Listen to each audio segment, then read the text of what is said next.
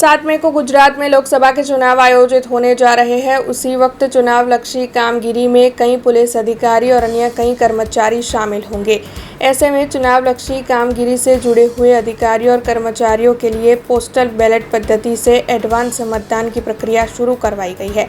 तब आपको बता दें कि पुलिस कर्मचारियों के लिए भी आने वाले 2 दिनों के लिए पोस्टल बैलेट पद्धति से सुविधा केंद्रों को शुरू करवाया गया है, जहां पर पुलिस कर्मचारी एडवांस मतदान कर सकते हैं। तब सुबह से ही पुलिस कर्मचारी मतदान की प्रक्रिया के लिए पहुंच रहे हैं और इस बारे में चुनाव अधिकारी तक्षेश मकवाणा ने ज़्यादा जानकारी दी है। रावपुरा विधानसभा में जे पुलिस कर्मचारीओ ऑफिस आवेली है और जे रावपुरा विधानसभा ने अलॉट थयेला है ते तमाम पुलिस अधिकारीओ कर्मचारीओनुं पोस्टल बेलेटथी मतदान ईसीआईनी गाइडलाइन मुजब आज अहीं आगळ सरदार विनय विद्यालय खाते फेसिलिटेशन सेंटर ऊभुं करवामां आव्युं छे અને આજે સવારથી આ પ્રક્રિયા શરૂ કરવામાં આવી છે।